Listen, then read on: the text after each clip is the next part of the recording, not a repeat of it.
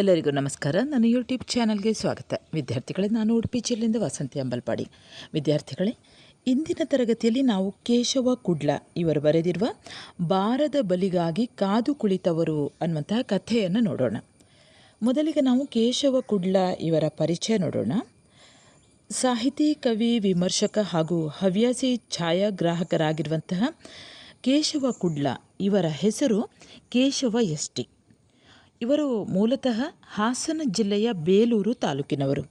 ಇವರು ಮಂಗಳೂರಿನಲ್ಲಿ ನೆಲೆಸಿದ್ದರಿಂದ ಮಂಗಳೂರಿನ ಇನ್ನೊಂದು ಹೆಸರು ಕುಡ್ಲ ಅಂತ, ಹಾಗಾಗಿ ಇವರು ಕೇಶವ ಕುಡ್ಲ ಅಂತಲೇ ಪ್ರಸಿದ್ಧರಾಗಿದ್ದಾರೆ. 30 ವರ್ಷಗಳ ಕಾಲ ವಿಮಾ ಕಂಪನಿಯಲ್ಲಿ ಸೇವೆ ಸಲ್ಲಿಸಿ ಇವರು ನಿವೃತ್ತರಾಗಿದ್ದಾರೆ. ಕೀಟಲೋಕದ ಛಾಯಾಚಿತ್ರಗ್ರಹಣ ಮತ್ತು ಬರವಣಿಗೆ ಇವರ ಹವ್ಯಾಸವಾಗಿದೆ. 112 ಕಥೆಗಳು ಹಾಗೂ 1 ಕಾದಂಬರಿ ಹಾಗೂ 100ಕ್ಕೂ ಹೆಚ್ಚು ಸಣ್ಣ ಕಥೆಗಳನ್ನು ಪ್ರಕಟಿಸಿದ್ದಾರೆ. ಇವರ ಪ್ರಮುಖ ಕೃತಿಗಳು ಒಡಲಾಳದ ಕಥೆಗಳು ಮತ್ತು ಕಥಾಪಯಣ. ಸ್ವಯಂ ಸಾಧನೆಯಿಂದ ತುಳು ಕಲಿತು ತುಳು ಭಾಷೆಯಲ್ಲಿಯೂ ಕಾದಂಬರಿಗಳನ್ನು ರಚಿಸಿ ಕರ್ನಾಟಕ ತುಳು ಸಾಹಿತ್ಯ ಅಕಾಡೆಮಿಯಿಂದ ಬಹುಮಾನವನ್ನು ಪಡೆದಿದ್ದಾರೆ. ಜಾನಕಿ ಬ್ರಹ್ಮಾವರ ಅವರ ರುಕ್ಕು ತುಳು ಕಾದಂಬರಿಯನ್ನು ಇವರು ಕನ್ನಡಕ್ಕೆ ಅನುವಾದಿಸಿದ್ದಾರೆ. ದಕ್ಷಿಣ ಕನ್ನಡ ಜಿಲ್ಲಾ ಸಾಹಿತ್ಯ ಪರಿಷತ್ ವತಿಯಿಂದ ಇವರೊಂದಿಗೆ ಮನೆಯಂಗಳದಲ್ಲಿ ಸಂವಾದ ಕಾರ್ಯಕ್ರಮ ನಡೆದಿತ್ತು. ಹೀಗೆ ಕನ್ನಡ ಮತ್ತು ತುಳು ಸಾಹಿತ್ಯ ಲೋಕದಲ್ಲಿ ಚಿರಪರಿಚಿತರಾದಂತಹ ಕೇಶವ ಕುಡ್ಲ 2024 ಜನವರಿ 3ರಂದು ನಿಧನ ಹೊಂದಿದರು. ವಿದ್ಯಾರ್ಥಿಗಳೇ, ಕೇಶವ ಕುಡ್ಲ ಅವರ ಬಾರದ ಬಲಿಗಾಗಿ ಕಾದು ಕುಳಿತವರು ಅನ್ನುವಂತಹ ಈ ಒಂದು ಕಥೆಯ ಆಶಯ ಏನೆಂದರೆ, ತುಳುನಾಡಿನ ಸಂಸ್ಕೃತಿಯನ್ನು ಬಿಂಬಿಸುವಂತಹ ಕಥೆ.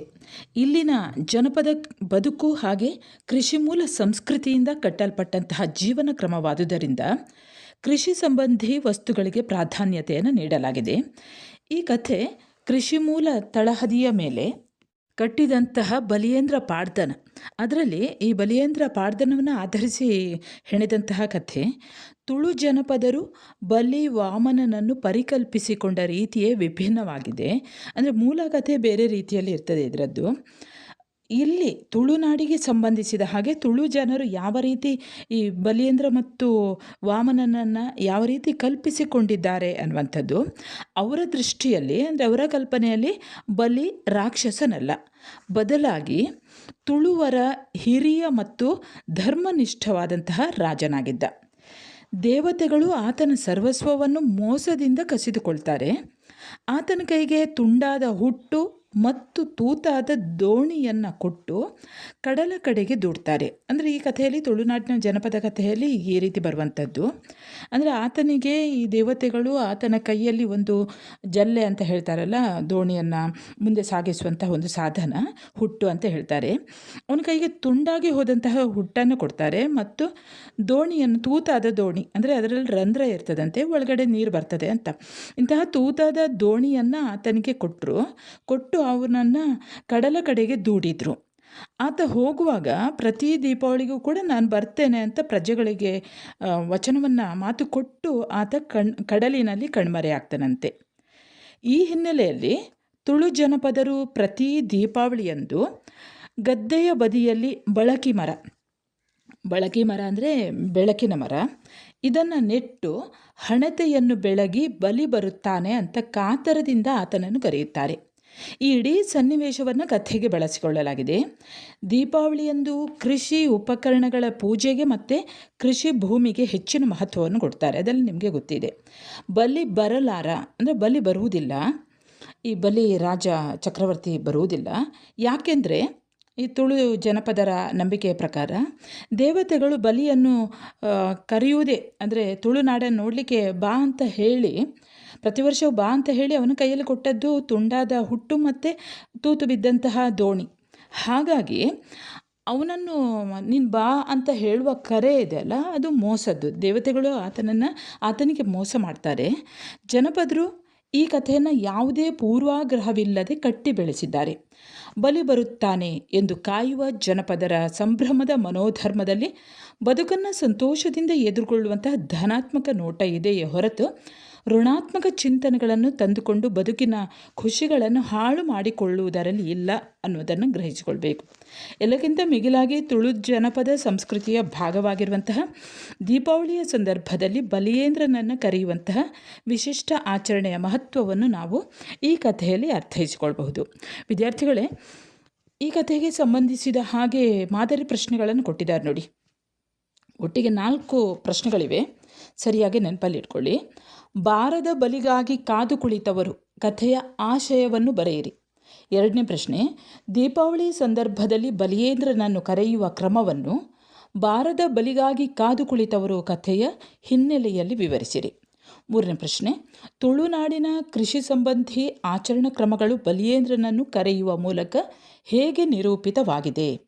4ನೇ ಪ್ರಶ್ನೆ, ಬಾರದ ಬಲಿಗಾಗಿ ಕಾದು ಕುಳಿತವರು ಕಥೆಯಲ್ಲಿ ನಾರಣಯ್ಯ ಪಾತ್ರದ ಮೂಲಕ ತುಳುನಾಡಿನಲ್ಲಿ ದೀಪಾವಳಿ ಆಚರಣೆಯ ತಿರುಳನ್ನು ಹೇಗೆ ವಿವರಿಸಲಾಗಿದೆ.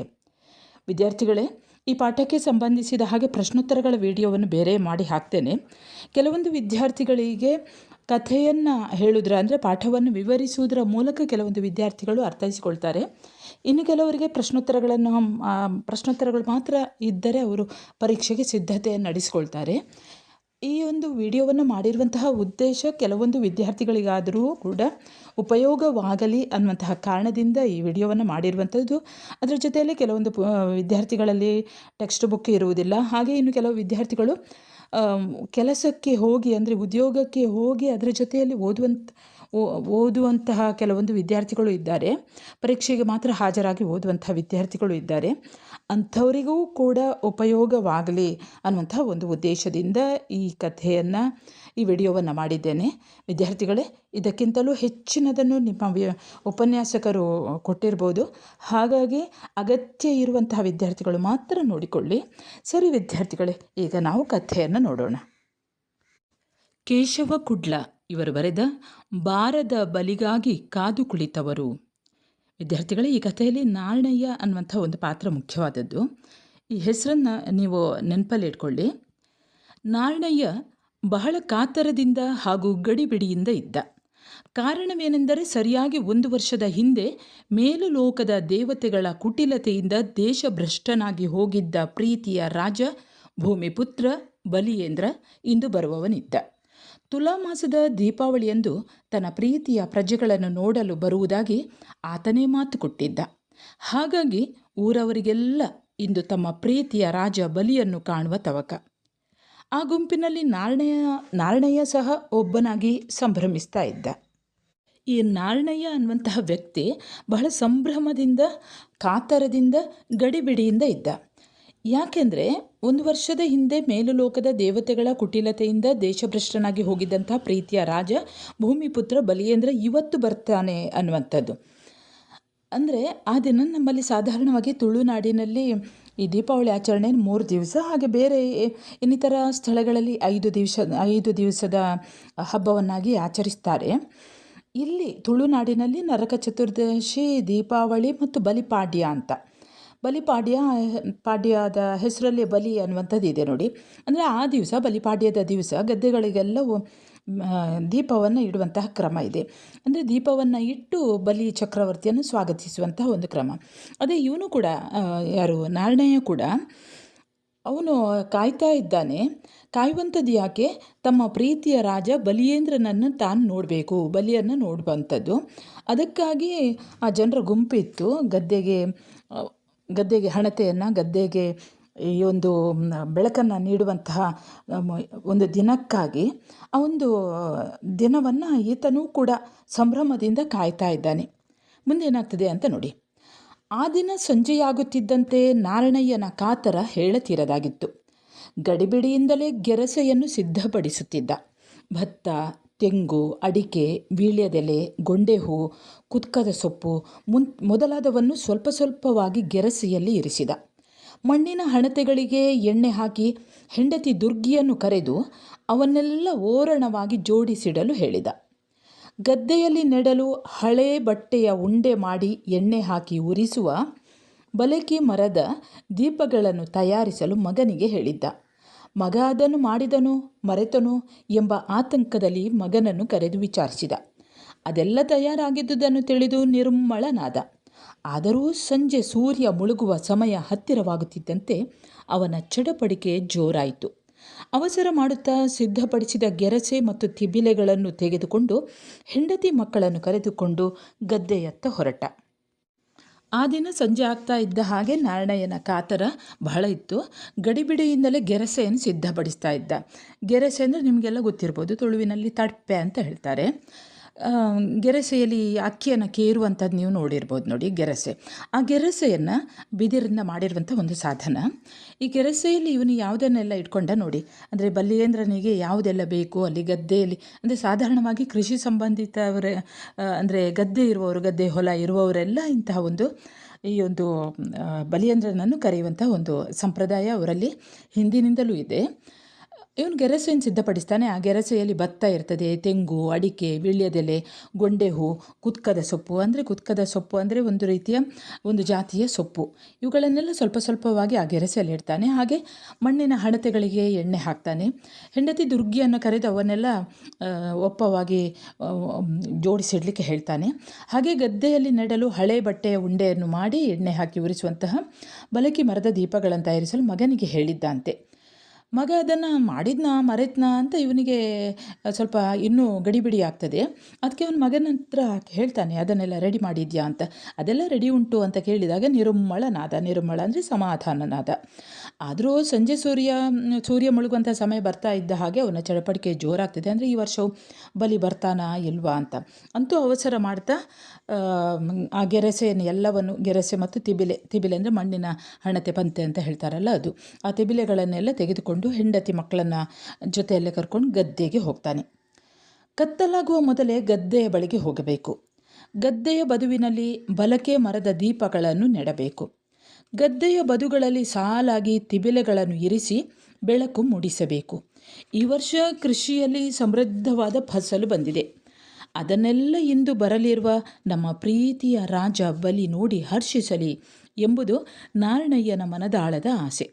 ವರ್ಷದ ನಂತರ ತಮ್ಮ ರಾಜ ತಮ್ಮನ್ನೆಲ್ಲ ನೋಡಲು ಬರುತ್ತಿದ್ದಾನೆಂಬ ಭಾವನೆಯೇ ನಾರಾಯಣಯ್ಯನ ಮನಸ್ಸಿನಲ್ಲಿ ಸಂತೋಷದ ಕಂಪನಗಳನ್ನು ಎಬ್ಬಿಸಿತ್ತು. ಆ ಹರ್ಷದ ಅಲೆಯಲ್ಲಿ ತೇಲುತ್ತಾ ಗದ್ದೆಯ ಬಳಿಗೆ ಬಂದಾಗಲೇ ಸೂರ್ಯ ಪಡುವಣದ ಕಡಲಲ್ಲಿ ಮುಳುಗಿಯಾಗಿತ್ತು. ಈ ನಾರಾಯಣಯ್ಯನ ಸ್ವಭಾವವನ್ನು ನೀವು ಗಮನಿಸಬೇಕು. ಅವನಷ್ಟು ಮುಗ್ಧನಾಗಿದ್ದ. ಈ ಸಲ ಆದರೂ ಬರಲಿ ಅಂತ, ಬಲಿಯೇಂದ್ರ ಬರಲಿ ಅಂತ. ತಮ್ಮ ಗದ್ದೆಯಲ್ಲಿ ಒಳ್ಳೆಯ ಫಸಲು ಬಂದಿದೆ. ಅದನ್ನೆಲ್ಲ ಇವತ್ತು ಬಲಿ ಚಕ್ರವರ್ತಿ ಬರ್ತಾನೆ, ರಾಜ ಬರ್ತಾನೆ, ತುಳುನಾಡಿನ ರಾಜ ಬರ್ತಾನೆ. ಅವನಿಗೆ ಖುಷಿ ಆಗ್ತದೆ. ಎಲ್ಲರೂ ಕೂಡ ಹೊಲದಲ್ಲಿ ಸಮೃದ್ಧವಾದಂತಹ ಬೆಳೆಯನ್ನು ಬೆಳೆದಿದ್ದಾರೆ, ತನ್ನನ್ನು ಸ್ವಾಗತಿಸಲಿಕ್ಕೆ ಎಲ್ಲರೂ ಕೂಡ ದೀಪ ಇಟ್ಟು ಸಂಭ್ರಮಿಸ್ತಾ ಇದ್ದಾರೆ, ಅದರಿಂದ ಅವನಿಗೆ ಖುಷಿ ಆಗ್ತದೆ ಅನ್ನುವಂಥದ್ದು. ಅದಕ್ಕಾಗಿ ಅವನ ಒಳಗೆ, ಈ ನಾರಾಯಣನ ಒಳಗೆ ಅವನು ನೋಡಲಿಕ್ಕೆ ಬರ್ತಾನೆ ಅನ್ನುವಂತಹ ಕಂಪನ ಇದೆ ಅಲ್ಲ, ಆ ಒಂದು ಖುಷಿ, ಸಂತೋಷದ ಆ ಒಂದು ಅಲೆಯನ್ನು ಅವನ ಮುಖದಲ್ಲಿ ಬರ್ತದೆ. ಅವನ ಹರ್ಷದ ಅಲೆಯಲ್ಲಿ ತೇಲುತ್ತಾ ಗದ್ದೆಯ ಬಳಿಗೆ ಬರ್ತಾನೆ. ಅಷ್ಟು ಹೊತ್ತಿಗೆ ಕತ್ತಲೆ ಆಗಿರ್ತದೆ. ಗದ್ದೆಯ ಬಳಿ ಬಂದು ನೋಡಿದರೆ ಆಗಲೇ ಊರ ಜನರೆಲ್ಲ ಬಂದು ಸೇರಿಬಿಟ್ಟಿದ್ದಾರೆ. ಎಲ್ಲರಿಗೂ ನಾರಾಯಣಯ್ಯನ ತರಹವೇ ಕಾತರ ಮತ್ತು ಆತಂಕ. ಎಲ್ಲರ ಮೊಗದಲ್ಲೂ ಉತ್ಸಾಹ ತುಂಬಿದೆ. ಪ್ರತಿ ಮನೆಯ ಹಿರಿಯರ ಕೈಯಲ್ಲೂ ತುಂಬಿದ ಗೆರಸೆಗಳಿವೆ. ಉಳಿದ ಕುಟುಂಬಿಕರ ಕೈಯಲ್ಲಿ ಕೃಷಿ ವಸ್ತುಗಳಿಂದ ತುಂಬಿದ ಹೆಡಿಗೆಗಳು, ತಿಬಿಲೆಗಳು, ಬಲಕಿ ಮರ ಮತ್ತು ಕೋಲ್ನಿನೆ ಅಂದರೆ ಬೆಳಕು ನೀಡುವಂಥ ದೊಂದಿ, ಕೋಲ್ನಿನೆಗಳಿವೆ. ಕೆಲವರ ಕೈನಲ್ಲಿ ತೆಂಗಿನ ಮರದ ಗರಿಗಳಿಂದ ಮಾಡಿದ ಸೂಟೆಗಳಿವೆ. ಎಲ್ಲರ ಮನದಲ್ಲೂ ತಮ್ಮ ರಾಜ ಬರುವನೋ ಬಾರನೋ ಎಂಬ ಕಾತರ. ಆದರೂ ಒಂದು ದೃಢವಾದಂತಹ ನಂಬಿಕೆಯೂ ಇತ್ತು. ಸ್ವತಃ ತಮ್ಮ ರಾಜ ಬಲಿಯೇ ಹೋಗುವಾಗ ಹೇಳಿದ್ದಾನೆ, ತುಲಾ ಮಾಸದ ದೀಪಾವಳಿಯಂದು ರಾಜ್ಯದ ಸಮೃದ್ಧಿಯನ್ನು ನೋಡಲು ಗದ್ದೆಗಳ ಬದುವಿನಲ್ಲಿ ಬೆಳಗುವ ಜ್ಯೋತಿಯನ್ನು ಕಂಡು ಆನಂದ ಪಡಲು ನಾನು ಬರುತ್ತೇನೆ ಎಂದು. ಅಲ್ಲದೆ ಬಲಿಯನ್ನು ದೇಶದಿಂದಾಚೆಗೆ ಓಡಿಸಿದ ನಾರಾಯಣ ದೇವರೂ ಸಹ ವರ್ಷಕ್ಕೊಮ್ಮೆ ಬಂದು ಹೋಗಲು ಭೂಮಿಪುತ್ರ ಬಲೀಂದ್ರನಿಗೆ ಅನುಮತಿ ನೀಡಿದ್ದಾರೆ. ಆದರೆ ಒಳಗೊಳಗೆ ಅಪನಂಬಿಕೆ. ದೇವತೆಗಳೇನೋ ಬಲಿಗೆ ಬರಲು ಅನುಮತಿ ನೀಡಿದ್ದಾರೆ, ಆದರೆ ಅವರನ್ನು ಹೇಗೆ ನಂಬುವುದು? ಅವರಾದರೂ ನಮ್ಮ ರಾಜನನ್ನು ದೇಶಾಂತರ ಓಡಿಸಿದ್ದೇ ಮೋಸದಿಂದ. ಬಲಿಯ ಒಳ್ಳೆಯತನವನ್ನೇ ಬಂಡವಾಳ ಮಾಡಿಕೊಂಡು ಕುಟಿಲತೆಯಿಂದ ರಾಜ್ಯವನ್ನು ಕಿತ್ತುಕೊಂಡವರು ಅವರು. ಈ ಗದ್ದೆಯ ಬಳಿ ಇವನು ನಾರಾಯಣಯ್ಯ ಹೋಗ್ತಾನಲ್ಲ, ಆವಾಗಲೇ ಅವರವರ ಗದ್ದೆಯ ಬಳಿ ಎಲ್ಲರೂ ಸೇರಿಕೊಂಡಿದ್ದಾರೆ. ಆ ಮನೆಯ ಹಿರಿಯರೆಲ್ಲ ಗೆರಸೆಯನ್ನು ಹಿಡ್ಕೊಂಡಿದ್ದಾರೆ. ಹಾಗೆ ಅವರೆಲ್ಲರ ಕೈಯಲ್ಲಿ ಹೆಡಿಗೆ ಇದೆ, ತಿಬಿಲೆ ಇದೆ, ಬಲಕಿ ಮರ ಇದೆ, ಕೋಲ್ನೆನೆ ಇದೆ. ಇನ್ನು ಕೆಲವರ ಕೈಯಲ್ಲಿ ತೆಂಗಿನ ಮರದ ಗರಿಗಳಿಂದ ಮಾಡಿದಂತಹ ಸೂಟೆ ಅಂದರೆ ಬೆಂಕಿಯನ್ನು ಮಾಡುವಂಥ ಈ ತೆಂಗಿನ ಮರದ ಗರಿಯನ್ನು ಒಟ್ಟು ಸೇರಿಸಿ ಕಟ್ಟಿ ಅದಕ್ಕೆ ಬೆಂಕಿ ಕೊಡುವಂಥದ್ದು, ಅದರ ಬೆಳಕಲ್ಲಿ ಹೋಗುವಂಥದ್ದು. ಅಂದರೆ ಗದ್ದೆಯಲ್ಲೆಲ್ಲ ಲೈಟ್ ಇರೋದಿಲ್ಲಲ್ಲ, ಹಾಗೆ ಎಲ್ಲರ ಮನಸ್ಸಿನಲ್ಲಿ ಕೂಡ ರಾಜ ಬರ್ತಾನಾ ಇಲ್ವಾ, ಬಲಿ ಬರ್ತಾನಾ ಇಲ್ವಾ ಅನ್ನುವಂಥ ಒಂದು ಕಾತರ, ಆದರೂ ಒಂದು ನಂಬಿಕೆ. ಸ್ವತಃ ತಮ್ಮ ರಾಜ ಬಲಿಯೇ ಹೋಗುವಾಗ ಹೇಳಿದ್ದಾನೆ. ಹಾಗಾಗಿ ಅದು ಕೂಡ ಯಾವಾಗ ಬರ್ತೇನೆ ಹೇಳಿದ್ದಾನೆ, ತುಲಾ ಮಾಸದ ದೀಪಾವಳಿಯಂದು ರಾಜ್ಯದ ಸಮೃದ್ಧಿಯನ್ನು ನೋಡಲು ಗದ್ದೆಗಳ ಬದುವಿನಲ್ಲಿ, ಬದು ಅಂದರೆ ತೀರಾ ಈ ತುಳುವಲ್ಲಿ ಪುಣಿ ಅಂತ ಹೇಳ್ತಾರೆ, ಅಂದರೆ ನಡ್ಕೊಂಡು ಹೋಗಲಿಕ್ಕೆ ಮಧ್ಯದಲ್ಲಿ ಸ್ವಲ್ಪ ಎತ್ತರವಾದಂತಹ ಜಾಗ ಇರ್ತದೆ ನೋಡಿ, ಅದಕ್ಕೆ ಬದು ಅಂತ ಹೇಳ್ತಾರೆ. ಬದುವಿನಲ್ಲಿ ಬೆಳಗುವ ಜ್ಯೋತಿಯನ್ನು ಕಂಡು ಆನಂದ ಪಡಲು ನಾನು ಬರುತ್ತೇನೆ ಅಂತ. ಅದು ಕೂಡ ಬಲಿಯೇಂದ್ರನನ್ನು ಓಡಿಸಿದಾನಲ್ಲ, ಮೋಸದಿಂದ ಓಡಿಸಿದಲ್ಲ, ದೇಶದಿಂದ ಆಚೆಗೆ ಓಡಿಸಿದ ನಾರಾಯಣ ದೇವರು ಕೂಡ ವರ್ಷಕ್ಕೊಮ್ಮೆ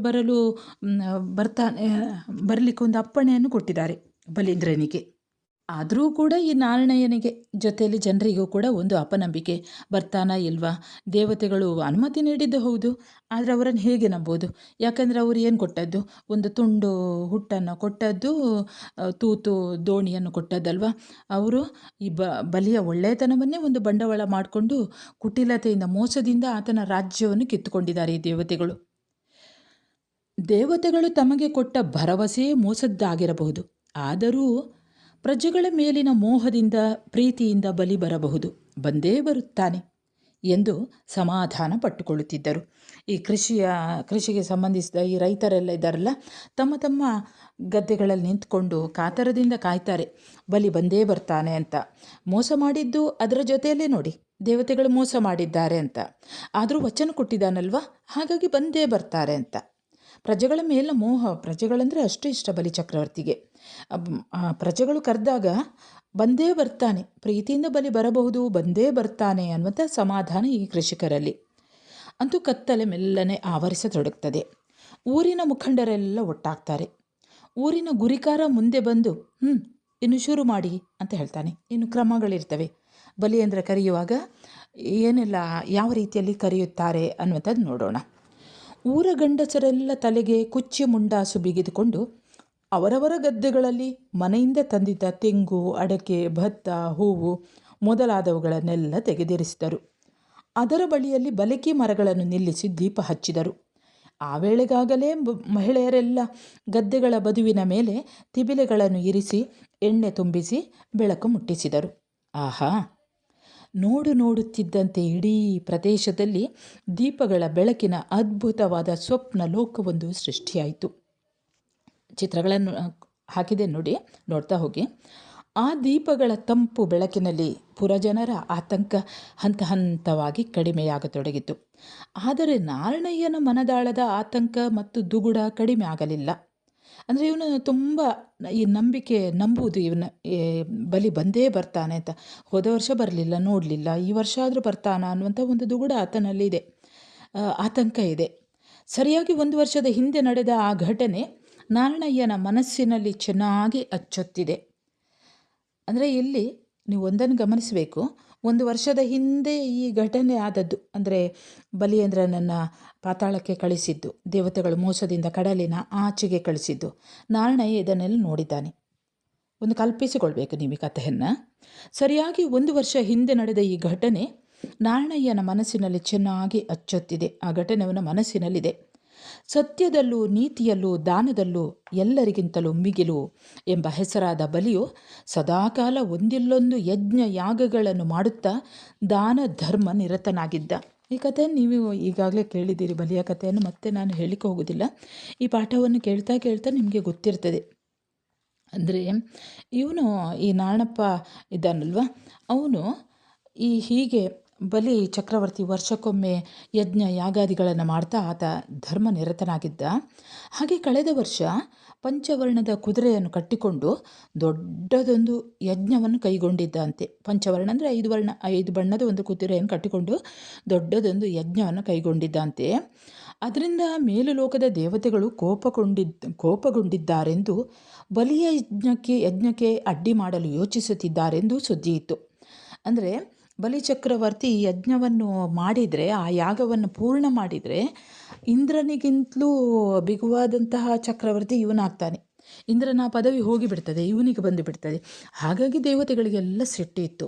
ಈ ಒಂದು ಯಾಗ ನಡಿಬಾರ್ದು ಅಂತ ಅವರು ಒಂದು ಕುತಂತ್ರವನ್ನು ಮಾಡ್ತಾರೆ. ದೇವತೆಗಳೆಲ್ಲ ಕೋಪಗೊಂಡಿದ್ದಾರೆ. ಈ ಒಂದು ಯಜ್ಞಕ್ಕೆ ಅಡ್ಡಿಪಡಿಸಲಿಕ್ಕೆ ಯೋಚನೆ ಮಾಡ್ತಾ ಇದ್ದಾರೆ ಅಂತ ಈ ಭೂಮಿಯಲ್ಲಿ ಸುದ್ದಿ ಇತ್ತು.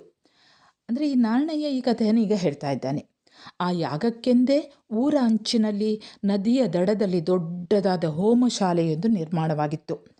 ಯಜ್ಞದಲ್ಲಿ ಪಾಲ್ಗೊಳ್ಳಲು ಊರಿನವರಿಗೆಲ್ಲ ಮುಕ್ತ ಅವಕಾಶವಿದ್ದುದರಿಂದ ನಾರಣಯ್ಯನೂ ಕೂಡ ಊರವರೊಂದಿಗೆ ಭಯಭಕ್ತಿಯಿಂದ ಬಂದು ನಿಂತಿದ್ದ. ಹೀಗೆ ಬಲಿಚಕ್ರವರ್ತಿ ಒಂದು ದೊಡ್ಡ ಯಾಗವನ್ನು ಮಾಡಿಸಿದ್ದ. ಆ ಯಾಗದಲ್ಲಿ ಯಾರು ಬೇಕಾದರೂ ಭಾಗವಹಿಸಬಹುದು, ಎಲ್ಲರಿಗೂ ಹೇಳಿಕೆ ಇತ್ತು. ಹಾಗಾಗಿ ಎಲ್ಲರೊಂದಿಗೆ ನಮ್ಮ ನಾರಣಯ್ಯ ಇದ್ದಾನಲ್ಲ, ಅವನು ಕೂಡ ಹೋಗಿದ್ದ ಅಂತೆ. ಮಹಾರಾಣಿಯೊಂದಿಗೆ ಮಾಣಿಕ್ಯ ಖಚಿತವಾಗಿದ್ದ ಚಿನ್ನದ ಪೀಠದಲ್ಲಿ ಕುಳಿತು ಯಜ್ಞ ನಡೆಸುತ್ತಿದ್ದ ರಾಜನನ್ನು ನೋಡಿ ಅವನ ಹೃದಯ ತುಂಬಿ ಬಂದಿತ್ತು. ಈ ನಾರಣಯ್ಯ ಇದ್ದಾನಲ್ಲ, ಅವನು ತನ್ನ ಪತ್ನಿ ಸಮೇತ ಮಹಾರಾಣಿಯ ಸಮೇತ ಕೂತ್ಕೊಂಡಂತಹ ಮಾಣಿಕ್ಯ ಖಚಿತವಾಗಿದ್ದಂತಹ ಚಿನ್ನದ ಪೀಠದಲ್ಲಿ ಕೂತ್ಕೊಂಡಂತಹ ಬಲಿಯನ್ನು ನೋಡಿ ಅವನಿಗೆ ಭಾರಿ ಖುಷಿ ಆಗ್ತದಂತೆ, ತುಂಬ ಸಂತೋಷ ಆಗ್ತದೆ. ಎಷ್ಟಂದರೆ ಹೃದಯ ತುಂಬಿ ಬಂದಿತ್ತು. ಹೃದಯ ತುಂಬಿ ಬರೋದಂದರೆ ತುಂಬ ಸಂತೋಷ ಆಗೋದಕ್ಕೆ ಹೇಳೋದು. ರಾಜನ ಬದಿಯಲ್ಲಿ ರಾಜಗುರುಗಳಾದ ಶುಕ್ರಾಚಾರ್ಯರು ಕುಳಿತು ಸಲಹೆ ನೀಡುತ್ತಿದ್ದರು. ಹಿಂದೆ ದಂಡನಾಯಕರು, ಎಡಬಲಗಳಲ್ಲಿ ರಕ್ಷಕ ಭಟರು, ಸುತ್ತಲೂ ಪುರಪ್ರಮುಖರು ತುಂಬಿದ್ದರು. ರಾಜನ ವೈಭವ ಕಂಡು ಅಲ್ಲಿದ್ದವರ ಕಣ್ಣಿನಲ್ಲಿ ಆನಂದಾಶ್ರು ಸುರಿಯುತ್ತಿತ್ತು. ಅಶ್ರು ಅಂದರೆ ಕಣ್ಣೀರು, ಆನಂದದ ಕಣ್ಣೀರು, ಆನಂದ ಬಾಷ್ಪ ಅಂತ ಹೇಳ್ತಾರೆ. ಅಂದರೆ ಈ ರೀತಿ ವೈಭವವಾಗಿ ಒಂದು ಯಾಗವನ್ನು ಮಾಡ್ತಾ ಇದ್ದಾನಲ್ಲ ಈ ರಾಜ, ಆ ರಾಜನನ್ನು ನೋಡಿ ಕಣ್ತುಂಬಿಕೊಳ್ಳುವುದೇ ದೊಡ್ಡದು. ಹಾಗಾಗಿ ಎಲ್ಲರ ಕಣ್ಣಿನಲ್ಲಿ ಆನಂದ ಬಾಷ್ಪ ಬರ್ತಾ ಇತ್ತು. ರಾಜಗುರು ಶುಕ್ರಾಚಾರ್ಯರ ಮಾರ್ಗದರ್ಶನದಲ್ಲಿ ಯಜ್ಞವು ಪ್ರಮುಖ ಘಟ್ಟ ತಲುಪಿದಾಗ ಯಜ್ಞಶಾಲೆಯ ದ್ವಾರದಲ್ಲಿ ಇದ್ದಕ್ಕಿದ್ದಂತೆ ಬೆಳಕೊಂದು ಕಾಣಿಸಿಕೊಳ್ತದಂತೆ. ಎಲ್ಲರೂ ಅಚ್ಚರಿಯಿಂದ ತಿರುಗಿ ನೋಡಿದರೆ ದ್ವಾರದ ಬಳಿ ಕುಳ್ಳ ಆಕಾರದ ಬ್ರಹ್ಮಚಾರಿ ಯುವಕನೊಬ್ಬ ನಿಂತಿದ್ದ. ಕುಳ್ಳ ಅಂದರೆ ಗಿಡ್ಡ ಸೈಜಿನ ಒಬ್ಬ ಬ್ರಹ್ಮಚಾರಿ, ಮದುವೆ ಆಗದೇ ಇದ್ದಂಥ ಒಬ್ಬ ಯುವಕ ನಿಂತ್ಕೊಂಡಿದ್ದಂತೆ. ಆತ ಯಾವುದನ್ನು ಧರಿಸಿದ್ದ? ಮೈ ಮೇಲೆ ಚಿನ್ನದ ಜನಿವಾರ, ಒಂದು ಕೈನಲ್ಲಿ ಸಿರಿಗೆಂಡಿ ಅಂದರೆ ಗಿಂಡಿ, ಮತ್ತೊಂದು ಕೈನಲ್ಲಿ ತಾಳೆ ಮರದ ಎಲೆಗಳ ಛತ್ರಿ ಇದನ್ನು ಹಿಡಿದಿದ್ದ. ಆ ಕೌಪೀನ ಧಾರಿ ಯುವಕ ಅಂದರೆ ಲಂಗೋಟಿ ಧಾರಿ ಅಂದರೆ ಸಣ್ಣದೊಂದು ಲಂಗೋಟಿಯನ್ನು ಧರಿಸ್ಕೊಂಡಿದ್ದಂತೆ. ಆ ಯುವಕ ಅಪೂರ್ವ ತೇಜೋವಂತನಾಗಿದ್ದ. ಆತನ ತೇಜಸ್ಸು ಯಜ್ಞಶಾಲೆಯ ತುಂಬೆಲ್ಲ ತುಂಬಿಕೊಂಡಿತ್ತು. ಆ ಯುವಕನ ದಿವ್ಯ ತೇಜಸ್ಸಿಗೆ ಬೆರಗಾದ ಬಲಿಚಕ್ರವರ್ತಿಯು ಪೀಠದಿಂದ ಎದ್ದು ಬಂದು ಅವನನ್ನು ಸ್ವಾಗತಿಸ್ತಾನೆ. ನೀವು ಯಾರು ಸ್ವಾಮಿ? ಎಲ್ಲಿಂದ ಬಂದಿರಿ? ನೀವು ಬಂದು ನನ್ನ ಯಜ್ಞಶಾಲೆ ಪಾವನವಾಯಿತು, ಬನ್ನಿ ಆಸನ ಸ್ವೀಕರಿಸಿ ಅಂತ ಭಿನ್ನವಿಸ್ತಾನೆ. ಹೀಗೆ ಬಹಳ ಕಾಂತಿಯುತವಾದಂತಹ ತೇಜಸ್ಸನ್ನು ಹೊಂದಿದಂಥ ಈ ಬ್ರಹ್ಮಚಾರಿ ಯುವಕ, ಅವನು ಬರುವಾಗಲೇ ದೊಡ್ಡ ಬೆಳಕು ಕಾಣ್ತಾ ಇತ್ತಂತೆ. ಅದನ್ನು ನೋಡಿದಂತಹ ಬಲಿಚಕ್ರವರ್ತಿ, ಅವನು ಎಲ್ರಿಗೂ ದಾನ ನೀಡುವವನೇ, ನಿಮಗೆಲ್ಲ ಗೊತ್ತಿದೆ. ಇದೊಂದು ಜನಪದದ ರೀತಿಯಲ್ಲಿ ಕೇಶವ ಕುಡ್ಲ ಅವರು ಈ ಕಥೆಯನ್ನು ರಚನೆ ಮಾಡ್ತಾ ಹೋಗ್ತಾರೆ. ಅದೇ ಇಲ್ಲಿ ಈ ಬಲಿಚಕ್ರವರ್ತಿ ಅವನ ಹತ್ತಿರಕ್ಕೆ ಬಂದು ಕೂತ್ಕೊಳ್ಳಿಕ್ಕೆ ಆಸನವನ್ನು ಕೊಡ್ತಾನಂತೆ. ಆಸನದಲ್ಲಿ ಕೂತ್ಕೊಳ್ಳಿ ಅಂತ ಹೇಳ್ತಾನಂತೆ. ಆಗ ಆ ವಾಮನ ಅಂದರೆ ಕುಳ್ಳ, ಆ ಕುಳ್ಳ ಗಿಡ್ಡ ರೂಪಿಯು ಅವನು ಹೇಳ್ತಾನೆ, ನಾನು ದೂರದಿಂದ ಸಂಚಾರ ಮಾಡುತ್ತಾ ಬಂದವನು. ಸಂಚಾರ ಮಾಡುತ್ತಾ ಇರುವಾಗ ನೀನು ಇಲ್ಲಿ ಯಜ್ಞವೊಂದನ್ನು ಮಾಡುತ್ತಿರುವ ವಿಷಯ ತಿಳಿಯಿತು. ನೀನು ಮಹಾನೀತಿವಂತನೆಂದು, ಕೊಟ್ಟ ಮಾತಿಗೆ ತಪ್ಪದವನೆಂದು ಜನರು ಮಾತನಾಡುವುದನ್ನು ಕೇಳಿದ್ದೇನೆ. ನಿನ್ನಂತಹ ಧರ್ಮಿಷ್ಠನಿಂದ ನನಗೇನಾದರೂ ದಾನ ಸಿಕ್ಕಬಹುದು ಎಂಬ ನಿರೀಕ್ಷೆಯಿಂದ ಬಂದಿರುವೆ ಎಂದ. ಅಂದರೆ ಈಗ ನಾವು ಬಲಿಚಕ್ರವರ್ತಿಯ ಗುಣ ಸ್ವಭಾವವನ್ನು ಈತನ ಮಾತುಗಳಿಂದಲೇ ಕೇಳಬೇಕು. ಗೊತ್ತಾಗಿದೆ ನಮಗೆ. ಅಂದರೆ ಆತ ಮಹಾನೀತಿವಂತ, ಆತ ಕೊಟ್ಟ ಮಾತಿಗೆ ಯಾವತ್ತೂ ಕೂಡ ತಪ್ಪುವುದಿಲ್ಲ ಅನ್ನುವಂಥ ಜನರು ಮಾತಾಡ್ತಾ ಇರ್ತಾರೆ. ನಿನ್ನಂತಹ ಧರ್ಮಿಷ್ಠನಿಂದ ನನಗೇನಾದರೂ ಸಿಗಬಹುದಾ ಅಂತ ನಾನು ಇಲ್ಲಿ ಬಂದೆ ಅಂತ ಹೇಳ್ತಾನೆ. ಆಗ ಬಲಿಚಕ್ರವರ್ತಿ ಹೇಳ್ತಾನೆ, ಊರಲ್ಲಿ ಬಂದುದೇ ನಮ್ಮ ಭಾಗ್ಯ, ನಿಮಗೇನು ಬೇಕು? ಅನ್ನದಾನ, ವಸ್ತ್ರದಾನ, ಗೋದಾನ, ಸುವರ್ಣದಾನ, ಕನ್ಯಾದಾನ, ಏನು ಬೇಕೋ ಕೇಳಿ, ಬೇಕಾದಷ್ಟನ್ನು ಕೊಡುವೆ ಅಂತ ಹೇಳ್ತಾನೆ. ಅಂದರೆ ನಿಮಗೆ ಅನ್ನ ಬೇಕಾ? ಅನ್ನದ ದಾನ ಬೇಕಾ? ಅದನ್ನು ಮಾಡ್ತೇನೆ. ವಸ್ತ್ರದ ದಾನ ಬೇಕಾ? ಆ ವಸ್ತ್ರದ ದಾನವನ್ನು ಮಾಡುತ್ತೇನೆ. ಗೋದಾನ, ಅಂದರೆ ದನಗಳ ದಾನ ಬೇಕಾ? ಅದನ್ನು ಬೇಕಾದರೆ ಮಾಡ್ತೇನೆ. ಸುವರ್ಣ ಅಂದರೆ ಚಿನ್ನದ ದಾನ ಬೇಕಾ? ಕನ್ಯಾದಾನ, ಸ್ತ್ರೀಯ ದಾನವನ್ನು ಮಾಡುವಂಥ ಅಂದರೆ ಮದುವೆ ಮಾಡಿಕೊಡುವಂಥದ್ದು, ಇಂಥದ್ದು ಬೇಕಾ? ಇದನ್ನು ದಾನ ಮಾಡ್ತೇನೆ, ಯಾವುದು ಬೇಕು ಕೇಳಿ ಅಂತ ಹೇಳ್ತಾನೆ. ಆಗ ಬಲಿಯ ಮಾತನ್ನು ಕೇಳಿ ವಾಮನ ತಲೆ ಅಲ್ಲಾಡಿಸ್ತಾನೆ, ಇದೆಲ್ಲ ಬೇಡ ಅಂತ. ಅನ್ನದಾನವಾದರೆ ತಿಂದು ಮುಗಿಯುತ್ತದೆ, ವಸ್ತ್ರದಾನವಾದರೆ ಹುಟ್ಟು ಹರಿಯುತ್ತದೆ, ಸ್ವರ್ಣದಾನ ಕಳ್ಳರ ಪಾಲಾಗುತ್ತದೆ, ಕನ್ಯಾದಾನವಾದರೆ ಪುಂಡರು ಕದ್ದೊಯ್ಯಬಹುದು. ನಶ್ವರವಾದ ಇವು ಯಾವುದೂ ಬೇಡ ರಾಜ. ಕೊಡುವುದಾದರೆ ನಿನ್ನ ರಾಜ್ಯದಲ್ಲಿ ನನಗೆ 3 ಪಾದದಷ್ಟು ನೆಲವನ್ನು, ಅದು ನನ್ನ ಪಾದದ ಅಳತೆಯಲ್ಲಿ ಕೊಡು ಅಂತ ವಿನಯದಿಂದೆಂಬಂತೆ ನುಡಿದ. ಅಂದರೆ ಇದು ಯಾವುದು ನೀನು ಹೇಳಿದಂತಹ ದಾನಗಳು ಯಾವುದೂ ಬೇಡ, ಅದೆಲ್ಲ ನಶ್ವರ. ಹಾಗಾಗಿ ನನ್ನ ಪಾದಕ್ಕೆ ಸರಿಯಾಗಿ ನನ್ನ ಪಾದದ ಅಳತೆಯಲ್ಲಿ 3 ಹೆಜ್ಜೆಯನ್ನು ಕೊಡು, 3 ಹೆಜ್ಜೆ ಜಾಗವನ್ನು ಕೊಡು ಅಂತ ಹೇಳ್ತಾನೆ. ಆಗ ಬಲಿಗೆ ನಗು ಬರ್ತದೆ. ಅಯ್ಯೋ ಬ್ರಹ್ಮಚಾರಿಗಳೇ, ಸಮುದ್ರದ ಬದಿಯಿಂದ ಘಟ್ಟದವರೆಗೆ ಎಲ್ಲೆಲ್ಲಿಯೂ ನನ್ನದೇ ರಾಜ್ಯವಿದೆ. ಅಷ್ಟು ವಿಸ್ತಾರವಾದ ಜಾಗದಲ್ಲಿ ನಿಮಗೆ ಬೇಕಾದಷ್ಟನ್ನು ಜಾಗ ಕೇಳುವುದನ್ನು ಬಿಟ್ಟು 3 ಹೆಜ್ಜೆ ಜಾಗ ಕೇಳುವಿರಲ್ಲ, ಆ 3 ಹೆಜ್ಜೆ ಜಾಗದಲ್ಲಿ ನೀವೇನು ಮಾಡುವಿರಿ ಅಂತ ಕೇಳ್ತಾನೆ. ಆಗ ಕುಳ್ಳ ಬ್ರಹ್ಮಚಾರಿ ಹೀಗೆ ಹೇಳ್ತಾನೆ, ನೀನು ಕೊಡುವ 3 ಹೆಜ್ಜೆ ಜಾಗದಲ್ಲಿ ನಾನು ಮನೆ ಕಟ್ಟುವೆ, ದನ ಸಾಕುವೆ, ಕೃಷಿ ಮಾಡುವೆ, ಕಂಬಳ ಕೋಳಿ ಅಂಕ ನಡೆಸುವೆ. ದೇವರುಗಳು, ಇಲ್ಲಿ ಕಂಬಳ ಕೋಳಿ ಅಂಕ ನಮ್ಮ ತುಳುನಾಡಿನದ್ದು ಅಲ್ವಾ, ಹಾಗಾಗಿ ತುಳುನಾಡಿನಲ್ಲಿ ನಡೆದಂತಹ ಘಟನೆ ಇದು. ಕಂಬಳ ಕೋಳಿ ಅಂಕ ನಡೆಸುವೆ. ದೇವರುಗಳಿಗೆ ದೇವಾಲಯ, ಭೂತಗಳಿಗೆ ಸ್ಥಾನ, ನಾಗಗಳಿಗೆ ಬನ ಕಟ್ಟಿಸುವೆ. ಒಟ್ಟಾರೆ ನೀನು ನೀಡಿದ ದಾನವನ್ನು ಸಾರ್ಥಕಗೊಳಿಸುವೆ. ಆದರೆ ಯಾಕೋ ನಿನಗೆ ದಾನ ಕೊಡುವ ಮನಸ್ಸಿದ್ದಂತಿಲ್ಲ. ಏನೇನೋ ನೆವ ಹೇಳುತ್ತಿರುವೆ. ಸಂತೋಷದಿಂದ ಕೊಡುವುದಾದರೆ ಕೊಡು, ಆಗದಿದ್ದರೆ ಹೇಳಿಬಿಡು. ಬಂದ ದಾರಿಗೆ ಸುಂಕವಿಲ್ಲವೆಂದು ಹಿಂತಿರುಗಿ ಹೋಗುವೆ ಅಂತ ಈ ಕುಳ್ಳ ಬ್ರಹ್ಮಚಾರಿ ಹೇಳ್ತಾನೆ. ಈಗ ಅವನು ಕೋಪದಿಂದ ಅವನು ಕೂಡಲೇ ಎದ್ದು ನಿಲ್ತಾನೆ. ಆಗ ಬಲಿ ಚಕ್ರವರ್ತಿ ಅವನನ್ನು ಸಮಾಧಾನ ಮಾಡ್ತಾ ಹೀಗೆ ಹೇಳ್ತಾನೆ, ಅಷ್ಟೇಕೆ ಕೋಪ ಮಾಡಿಕೊಳ್ಳುವಿರಿ? ನಿಮಗೆ 3 ಹೆಜ್ಜೆ ಜಾಗವೇ ಬೇಕಾದರೆ ಕೊಡುವೆ, ಸ್ವೀಕರಿಸಿರಿ ಎಂದು ಚಿನ್ನದ ಗಿಂಡಿಯನ್ನು ಹಿಡಿದು ತುಳಸಿ ದಳದೊಂದಿಗೆ ದಾನ ಮಾಡಲು ಸಿದ್ಧನಾದನು. ಇದನ್ನೆಲ್ಲ ನೋಡುತ್ತಿದ್ದ ಗುರುಗಳಾದ ಶುಕ್ರಾಚಾರ್ಯರಿಗೆ ವಾಮನನ ನಡವಳಿಕೆಯಲ್ಲಿ ಏನೋ ಕುಟಿಲತೆಯ ವಾಸನೆ ಬರತೊಡಗಿತು. ಈ ವಾಮನ ಗಿಡ್ಡದವನು ಬಂದಿದ್ದಾನಲ್ಲ, ಅವನ ಒಳಗೆ ಏನೋ ಒಂದು ಮೋಸದ ಹಾಗೆ ಈ ಶುಕ್ರಾಚಾರ್ಯರಿಗೆ ಅನಿಸ್ತದೆ. ರಾಜ್ಯಕ್ಕೆ ಮುಂದೇನೋ ಕೇಡುಗಾಲ ಕಾದಿದೆ ಅನಿಸಿತು. ಯೋಚನೆ ಮಾಡುತ್ತಾ ದಾನ ಕೇಳಲು ವಾಮನಾಕಾರದಲ್ಲಿ ಬಂದಿರುವವರು ಯಾರು ಎಂದು ಹೊಳೆಯಿತು. ಹೌಹಾರಿದ ಅವರು ಬಲಿಯ ಕೈ ಹಿಡಿದು ತಡೆದರು. ಅಂದರೆ ವಿಷ್ಣುವೇ ಬಂದಿದ್ದಾನೆ ಅನ್ನೋದು ಶುಕ್ರಾಚಾರ್ಯರಿಗೆ ಗೊತ್ತಾಗ್ತದೆ. ಕೂಡಲೇ ಅಯ್ಯೋ, ಇನ್ನೂ ಈ ಒಂದು ನಾಡಿಗೆ ಕೇಡುಗಾಲ ಬರ್ತದೆ ಅಂತ ಗೊತ್ತಾಗಿ ಅವನು ಕೂಡಲೇ ಬಲಿಯ ಕೈಯನ್ನು ಹಿಡಿದು ಹೇಳ್ತಾನೆ, ದುಡುಕಬೇಡ ಮಹಾರಾಜ, ನನಗೇನೋ ಇಲ್ಲಿ ಮೋಸದ ಉದ್ದೇಶವೇ ಕಾಣುತ್ತಿದೆ. ದಾನ ಕೇಳುತ್ತಿರುವವ ಬೇರೆ ಯಾರೂ ಅಲ್ಲ, ಸ್ವತಃ 4 ಕೈಗಳ ನಾರಾಯಣ ದೇವರು. ಸ್ವಯಂ ಮಹಾವಿಷ್ಣುವೇ ನಿನ್ನನ್ನು ನಾಶಪಡಿಸಲು ಈ ರೂಪದಲ್ಲಿ ಬಂದಿದ್ದಾನೆ. ದುಡುಕಬೇಡ, ಯಾವ ಕಾರಣಕ್ಕೂ ದಾನ ಕೊಡಬೇಡ ಎಂದನು. ನಿನ್ನನ್ನು ನಾಶ ಮಾಡಲೆಂದೇ ಮಹಾವಿಷ್ಣು ಈ ರೂಪದಲ್ಲಿ ಬಂದಿದ್ದಾನೆ, ಹಾಗಾಗಿ ನೀನು ಯಾವ ಕಾರಣಕ್ಕೂ ದಾನ ಕೊಡಬೇಡ ಅನ್ನುವಂಥ ಶುಕ್ರಾಚಾರ್ಯರ ಮಾತಿಗೆ ಬಲಿಚಕ್ರವರ್ತಿ ನಗ್ತಾರಂತೆ. ಗುರುಗಳೇ, ನನಗೇನೂ ತಿಳಿದಿಲ್ಲವೆಂದು ಭಾವಿಸಿದಿರಾ? ಆತನ ತೇಜಸ್ಸು ನೋಡಿದಾಗಲೇ ನನಗರಿವಾಯಿತು ಆತ ನಾರಾಯಣ ದೇವರೆಂದು. ಆದರೆ ಅಂತಹ ಮಹಾಮಹಿಮನ ಕೈಗಳು ಬೇಡುವ ಕೈಗಳಾಗಿ ಕೆಳಗಿರುವಾಗ, ನನ್ನಂತಹ ಸಾಮಾನ್ಯನ ಕೈಗಳು ನೀಡುವ ಕೈಗಳಾಗಿ ಮೇಲಿರುವಾಗ ಆ ಸೌಭಾಗ್ಯವನ್ನು ಬೇಡವೆನ್ನಲೇ? ಆತ 4 ಕೈಗಳ ನಾರಾಯಣ ದೇವರಾದರೂ ಆಗಿರಲಿ, 4 ಮುಖಗಳ ಬ್ರಹ್ಮದೇವರಾದರೂ ಆಗಿರಲಿ, ಅಥವಾ ಮುಕ್ಕಣ್ಣನಾದ ಈಶ್ವರ ದೇವರಾದರೂ ಆಗಿರಲಿ, ನಾನು ಕೊಟ್ಟ ಮಾತಿಗೆ ತಪ್ಪಲಾರೆ. ಹೀಗೆ ಗುರುಗಳ ಮಾತನ್ನು ನಯವಾಗಿ ತಿರಸ್ಕರಿಸಿದಂತಹ ಬಲಿ ಆ ವಾಮನನನ್ನು ಮಾಣಿಕ್ಯ ಭರಿತ ಚಿನ್ನದ ಪೀಠದಲ್ಲಿ ಕುಳ್ಳಿರಿಸಿ ಪತ್ನಿ ಸಮೇತನಾಗಿ ಚಿನ್ನದ ಗಿಂಡಿಯಿಂದ ನೀರು ಬಿಡುತ್ತಾ 3 ಹೆಜ್ಜೆ ಜಾಗವನ್ನು ತೆಗೆದುಕೊಳ್ಳಿ ಎಂದು ದಾನ ನೀಡಿಯೇ ಬಿಟ್ಟ. ಆಗ ನಡೆದ ಅದ್ಭುತವಾದರೂ ಎಂತಹುದು! ಆ ಅದ್ಭುತವನ್ನು ನೋಡಿ ಜನರೆಲ್ಲ ಭಯಭೀತರಾದರು. ಅದುವರೆಗೂ 3 ಗೇಣಿನಷ್ಟಿದ್ದ ಆ ಕುಳ್ಳ ಬ್ರಹ್ಮಚಾರಿಯು ಆಕಾಶ ಮತ್ತು ಭೂಮಿಗಳನ್ನು ಒಂದು ಮಾಡುವ ಹಾಗೆ ಬೆಳೆಯತೊಡಗಿದ. ಅವನ ಅಪೂರ್ವ ತೇಜಸ್ಸಿನಿಂದ ಅಲ್ಲಿದ್ದವರ ಕಣ್ಣು ಕತ್ತಲಾಯಿತು, ಕೆಲವರ ಮತಿ ಭ್ರಮಣೆಯಾಯಿತು. ಅಲ್ಪ ಸ್ವಲ್ಪ ಧೈರ್ಯ ಉಳಿಸಿಕೊಂಡು ನೋಡುವ ಧೈರ್ಯ ಮಾಡಿದವರಿಗೆ ಆ ತ್ರಿವಿಕ್ರಮ ಬೆಳವಣಿಗೆಯಲ್ಲಿ ದೇಹದ ಮಾಂಸ ಮಜ್ಜೆಗಳ ಬದಲಾಗಿ ಸಮಸ್ತ ಲೋಕಗಳೇ ಕಾಣತೊಡಗಿದವು. ಆತನ ಅಂಗಾಲಿನಲ್ಲಿ 7 ಲೋಕಗಳು, ಕಾಲುಗಂಟುಗಳಲ್ಲಿ ಬೆಟ್ಟಗುಡ್ಡಗಳು, ಸೊಂಟದಲ್ಲಿ ರಾಕ್ಷಸರು, ಹೊಕ್ಕುಳಿನಲ್ಲಿ ಆಕಾಶ, ಹೊಟ್ಟೆಯಲ್ಲಿ 7 ಕಡಲುಗಳು, ನದಿ ಜಲಪಾತಗಳು, ಎದೆಯಲ್ಲಿ ನಕ್ಷತ್ರಗಳು, ರಾವು ರಕ್ಕಸರು, ಭೂತ ಪಿಶಾಚಿಗಳು. ಹಾರುವ ಹಕ್ಕಿಗಳು, ಹುಲಿ, ಹೆಬ್ಬುಲಿ, ಜಿಂಕೆ, ಕಡವೆ, ಮಂಗ, ಸಿಂಗ ಮೊದಲಾದ ಸಮಸ್ತವೂ ಕಂಡುಬರತೊಡಗಿತ್ತು. ಆ ರೀತಿ ಬೆಳೆದ ತ್ರಿವಿಕ್ರಮನ ಒಂದು ಪಾದ ಬಲಿಯ ಸಮಸ್ತ ಭೂಮಿಯನ್ನೆಲ್ಲ ಆಕ್ರಮಿಸಿಕೊಂಡಿದ್ದರೆ ಮತ್ತೊಂದು ಆಕಾಶಕ್ಕೆ ಚಾಚಿತ್ತು. ಹೀಗೆ ಭೂಮಿ ಆಕಾಶಗಳನ್ನೆಲ್ಲ 2 ಹೆಜ್ಜೆಗಳಲ್ಲಿ ಅಳೆದು ಮುಗಿಸಿದ ತ್ರಿವಿಕ್ರಮ ಬಲಿಯನ್ನು ಕುರಿತು ಹೀಗೆ ಹೇಳಿದ: 2 ಹೆಜ್ಜೆ ಆಯಿತು, 3ನೇ ಹೆಜ್ಜೆಗೆ ಜಾಗವೆಲ್ಲಿ ಎಂದು ಕೇಳಿದ. ಬಲಿಯು ಹೀಗೆ ಹೇಳಿದ: ಅವತಾರ ಪುರುಷನಾದ ಪರಬ್ರಹ್ಮ ದೇವರೇ, ನಾನು ಮಾತಿಗೆ ತಪ್ಪಲಾರೆ.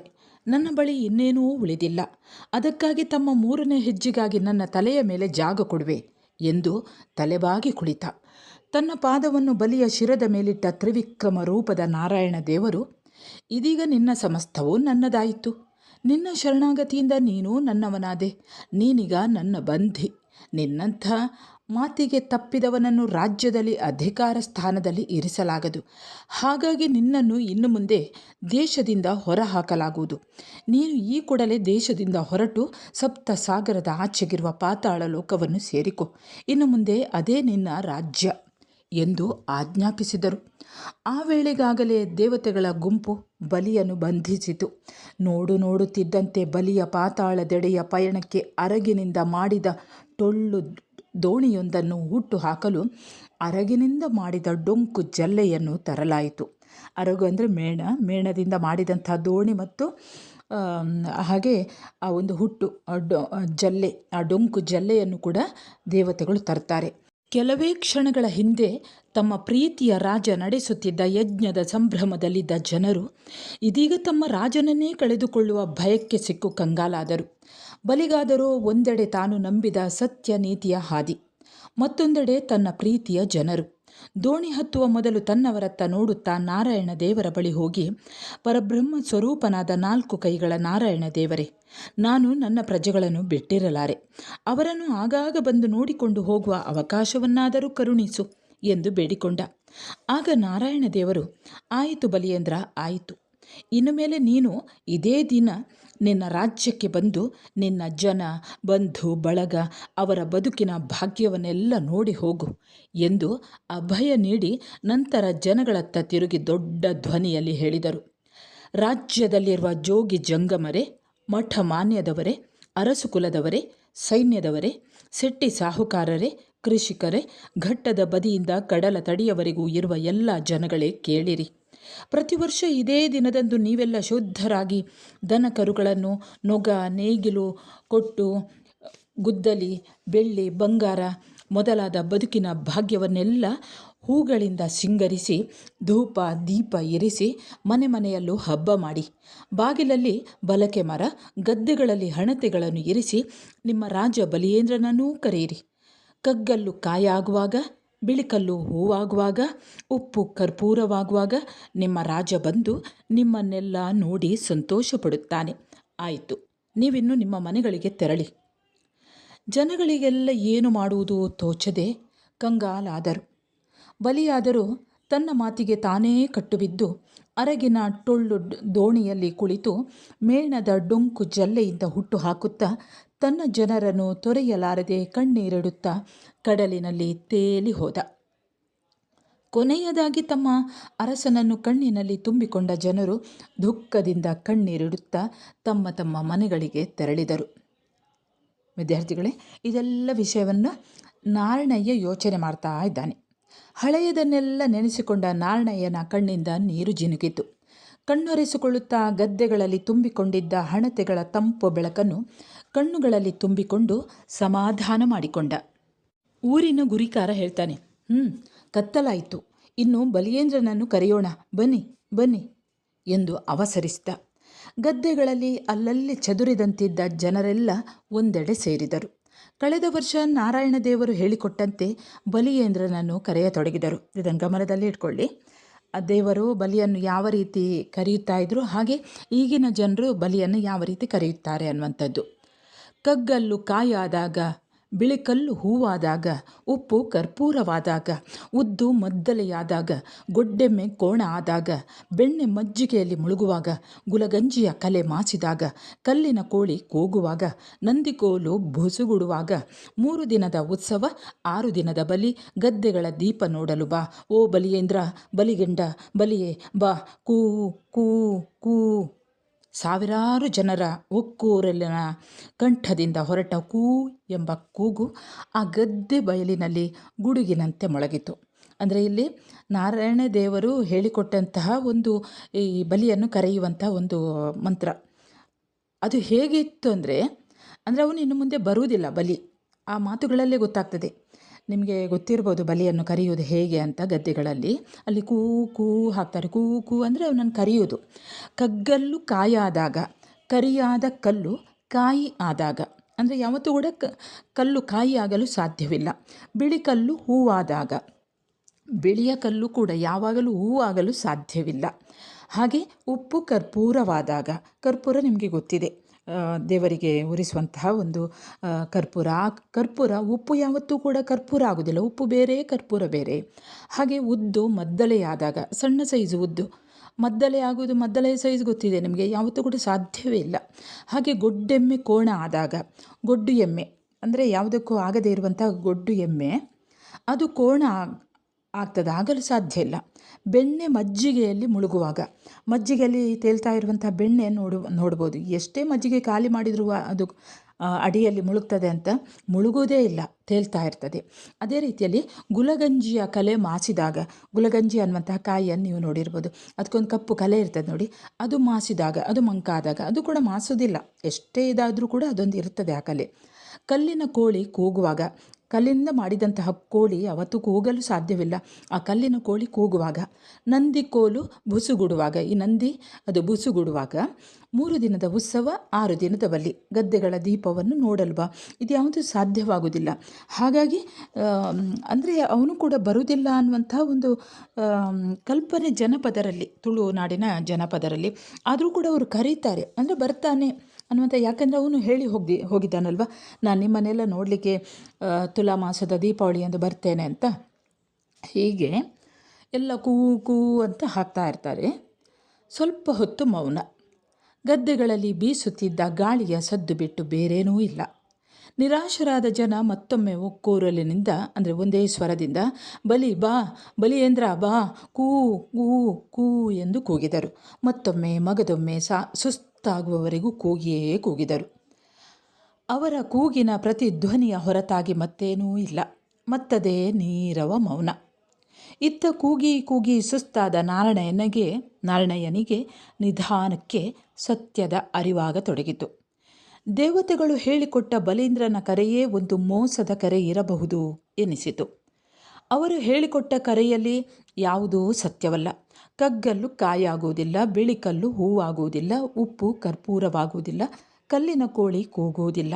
ಅಂದರೆ ಎಲ್ಲವೂ ಸುಳ್ಳು. ಅಂದ ಮೇಲೆ ಬಲಿ ಇರುವುದೂ ಸುಳ್ಳೇ, ಬಲಿ ಬರುವುದೂ ಸುಳ್ಳೇ.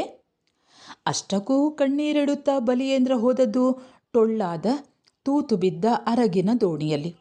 ಆ ದೋಣಿ ಸಮುದ್ರದ ಮಧ್ಯದಲ್ಲೆಲ್ಲಾದರೂ ಮುಳುಗಿರಬಹುದು, ಅಥವಾ ದೇವತೆಗಳೇ ಅವನನ್ನು ಕೊಂದಿರಬಹುದು. ದೇಶ ಬಿಟ್ಟು ಓಡಿಸುವಾಗ ಬಲಿಯನ್ನು ಓಕುಳಿಯಲ್ಲಿ ಸ್ನಾನ ಮಾಡಿಸಿ ವೀಳ್ಯ ಕೊಟ್ಟು ಕಳಿಸಿದರಲ್ಲ.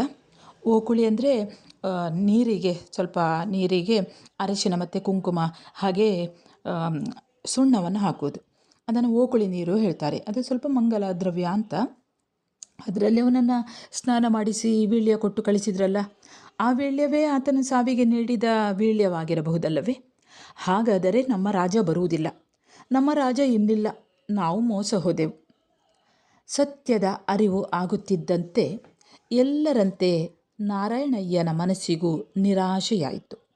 ಇನ್ನೆಂದಿಗೂ ರಾಜನನ್ನು ಕಾಣಲು ಸಾಧ್ಯವಿಲ್ಲ ಎಂದು ಅರಿವಾಗಿ ಎಲ್ಲರೂ ದುಃಖಿಸತೊಡಗಿದರು. ಗದ್ದೆಯ ಬದುವಿನಲ್ಲಿ ಕುಸಿದು ಕುಳಿತ ಅವರೆಲ್ಲರ ಅಸಹಾಯಕತೆ ಮತ್ತು ದುಃಖ ಹಣತೆಯ ಬೆಳಕಿನಲ್ಲಿ ನಿಚ್ಚಳವಾಗಿ ಕಾಣತೊಡಗಿತು. ನಿಚ್ಚಳ ಅಂದರೆ ಪರಿಶುದ್ಧವಾಗಿ, ಆ ಬೆಳಕಿನಲ್ಲಿ ಅವರ ಮುಖ ಕಾಣ್ತದೆ, ಸ್ವಚ್ಛವಾಗಿ ಕಾಣಿಸ್ತದೆ. ಅಂದರೆ ಈ ಒಂದು ಬಲಿಯನ್ನು ಕಾಯುವಂತಹ ಜನಪದರ ಸಂಭ್ರಮದ ಮನೋಧರ್ಮದಲ್ಲಿ ಈ ಬದುಕನ್ನು ಸಂತೋಷದಿಂದ ಎದುರುಗೊಳ್ಳೋದು. ಪ್ರತಿ ವರ್ಷವೂ ಕೂಡ ನೋಡಿ, ಬಲಿ ಬರ್ತಾನೆ ಅಂತ ಅವರೆಲ್ಲರೂ ಕೂಡ ಸಿದ್ಧತೆಯನ್ನು ನಡೆಸ್ತಾರೆ. ಆ ಒಂದು ಧನಾತ್ಮಕ ನೋಟ, ಏನು ಪಾಸಿಟಿವ್ ಅಂತ ಹೇಳ್ತಾರೆ ನೋಡಿ, ಅದರಲ್ಲಿ ಪಾಸಿಟಿವ್ ಇದೆ. ಬಂದೇ ಬರ್ತಾನೆ ಅವನು, ಯಾಕಂದರೆ ಅವನು ಹೇಳಿ ಹೋಗಿದ್ದಾನೆ ಅಂತ. ಋಣಾತ್ಮಕ ಚಿಂತನೆಗಳು ಇಲ್ಲ. ಋಣಾತ್ಮಕ ಬರೋದಿಲ್ಲ, ಅವನು ನಾವು ಯಾಕೆ ಇಡಬೇಕು, ಅದು ಇಲ್ಲ. ಅಂದರೆ ಋಣಾತ್ಮಕ ಚಿಂತನೆ ಬಂದರೆ, ನೆಗೆಟಿವ್ ಬಂದರೆ ಇಂತಹ ಸಂಸ್ಕೃತಿಗಳು ಯಾವುದೂ ಉಳಿಯುವುದಿಲ್ಲ. ಎಲ್ಲದಕ್ಕೂ ಪ್ರಶ್ನೆ ಪ್ರಶ್ನೆ ಪ್ರಶ್ನೆ. ಅದಕ್ಕೆ ಹೇಳುವಂಥದ್ದು ತುಳುವರ ಸಂಸ್ಕೃತಿ ಅಂದರೆ ತುಳುವರ ಸಂಸ್ಕೃತಿಯೇ ಅದು. ಎಲ್ಲದರಲ್ಲಿ ಕೂಡ ಪಾಸಿಟಿವ್ ಧನಾತ್ಮಕ ಅಂಶಗಳನ್ನು ಕಾಣಿಸುವಂಥದ್ದು, ಕಂಡುಕೊಳ್ಳುವಂಥದ್ದು. ಹಾಗಾಗಿ ಎಲ್ಲಕ್ಕಿಂತ ಮಿಗಿಲಾಗಿ ತುಳು ಜನಪದ ಸಂಸ್ಕೃತಿಯ ಭಾಗವಾಗಿರುವಂತಹ ದೀಪಾವಳಿಯ ಸಂದರ್ಭದಲ್ಲಿ ಬಲಿಯೇಂದ್ರನನ್ನು ಆತನನ್ನು ಗದ್ದೆಯಲ್ಲಿ ನಿಂತು ಕರೆಯುವಂತಹ ವಿಶಿಷ್ಟ ಆಚರಣೆ. ಆ ಆಚರಣೆ ಮಹತ್ವವನ್ನು ನಾವು ಈ ಲೇಖನದಲ್ಲಿ ಅರ್ಥೈಸಿಕೊಳ್ಬೇಕು. ಸರಿ ವಿದ್ಯಾರ್ಥಿಗಳೇ, ಮುಂದೆ ಇನ್ನೊಂದು ಹೊಸ ಪಾಠದೊಂದಿಗೆ ಮತ್ತೆ ಬರುತ್ತೇನೆ. ಅಲ್ಲಿಯವರೆಗೆ ನಮಸ್ಕಾರ.